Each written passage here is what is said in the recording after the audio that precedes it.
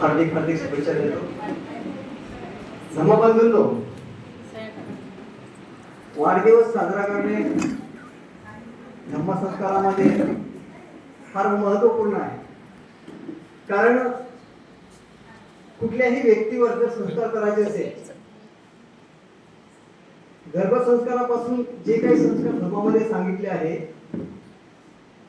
ते व्यक्तीमध्ये एक सुपरलेटिव्ह कॉम्प्लेक्सची निर्मिती करण्यासाठी आहे. व्यक्ती जीवनामध्ये जो मोठा होतो त्या लहान बालकावर जे काही संस्कार केले जाते त्या माध्यमातून तो उच्च विचार करायला लागतो. तो काही अति विशिष्ट वेगळा माणूस असं काही नाही, परंतु माझं काही अस्तित्व आहे, माझं काहीतरी मी काहीतरी आहो हे दाखवण्यासाठी एक संस्कार पद्धती आहे जी की बहुजन समाजामध्ये नव्हती. आपण छोट्या मोठ्या कार्यक्रमाच्या माध्यमातून व्यक्तिविशेषविषयी जे मानसन्मान आपण वाढदिवस म्हणा किंवा कुठला जे कार्यक्रम असतात ते आपण जे साजरे करतो याच्यामध्ये एक महत्वाची भूमिका आहे असं मला वाटतं. की कुठल्याही लहान बालकामध्ये आपण संस्कार टाकत असताना त्या बालकामध्ये लहानपणी सुपरलेटिव्ह कॉम्प्लेक्सची निर्मिती होते, ती झाली पाहिजे. एका विशिष्ट वर्गामध्ये ती सुपरलेटिव्ह कॉम्प्लेक्सची निर्मिती झाल्यामुळे तो समाज समोर गेला. आपल्यामध्ये संस्कार पद्धती खूप सारे आहे, परंतु आपण संस्कार कधीच करत नाही. परंतु एक विशिष्ट वर्ग आहे की ज्याच्यामध्ये ते संस्कार केले जाते. आपल्यामध्ये जसं धम्म स्वीकार जे आहे, आपण जसा की माझे वडील माझे आप्पाजी कोणीतरी धर्मांतर केलं असेल, दीक्षा घेतली असेल, परंतु त्यानंतर कोणीही दीक्षेचा कार्यक्रम केला नाही. मी बौद्ध कसा किंवा माझे बाबा बौद्ध कसे, कारण मी काही दीक्षा घेतली नाही. आणि बौद्ध धर्माच्या संस्कार प्रणालीप्रमाणे जोपर्यंत व्यक्तीला दीक्षा दिली जात नाही तोपर्यंत बौद्धच होत नाही. म्हणजे मला असं वाटतं की वाढदिवस म्हणा किंवा असे काही प्रोग्राम असतात ते विशिष्ट विचार त्याच्या डोक्यामध्ये टाकण्यासाठी असतात की जी मी काही आहे ते माझं काही अस्तित्व आहे, ते मी काही लहानसहान व्यक्तिमत्व नाही. तुम्हाला माहित असेल की बुद्धाने त्याच्या धर्मामध्ये प्रस्ताविकामध्ये बाबासाहेबांनी सांगितलं की माझे वडील मला रामायण महाभारत वाचायला सांगायचे. मला असं वाटायचं की रामायण महाभारत वाचायला सांगतात, मला त्यामध्ये राम काही आवडायचं नाही असं बाबासाहेब म्हणायचे.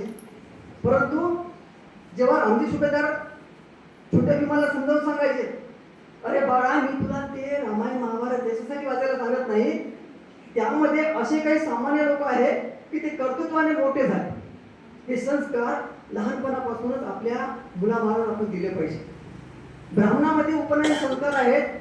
12 वर्षाचा मुलगा जेव्हा होतो त्याला उपनयन संस्कार त्याच्यामध्ये आहे, जी जनेऊ पद्धती आहे.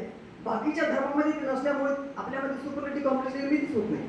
आपल्याला नेहमी आपण मुलांना बाळांना काय सांगतो, लहानपणापासून एक गोष्ट शिकवतो की लोकांच्या भांडणात पडू नको, कोर्टाची पायरी चढू नको, आपण गरीब आहोत, आपलं घर भलं आपण भलं. परंतु अंतर्मुख कधीच लांब का करू नये असं त्याला कधीच शिकवत नाही. घराच्या बाहेर जाताना सुद्धा आपण काय म्हणतो, व्यवस्थित जा, असं नको करू तसं नको करू. म्हणजे आपण त्याच्या डोक्यामध्ये नेहमी निगेटिव्ह विचार टाकत असतो. त्याला हे करू नको ते करू नको असं सांगत असतो, पण त्याला असं कधीच सांगत नाही की तू सर्वात मोठा आहे. उपनयन संस्कार मध्ये ब्राह्मण काय सांगतात की ब्राह्मण त्याला सांगतात की तू दुनिया में सबसे महान है, तेरा जन्म सबसे महान होने के लिए बना है. तू दुनिया में सबसे महान है, तेरा जन्म सबसे महान होने के लिए बना है. ही संस्कार पद्धती वाढदिवसाच्या निमित्तानं सुद्धा आपण आपल्या मुलावर सांगितलं पाहिजे, त्याच्या कानामध्ये जाऊन की तू जगामध्ये विशिष्ट आहे, तुझ्यासारखा दुसरा कोणीच मोठा नाही.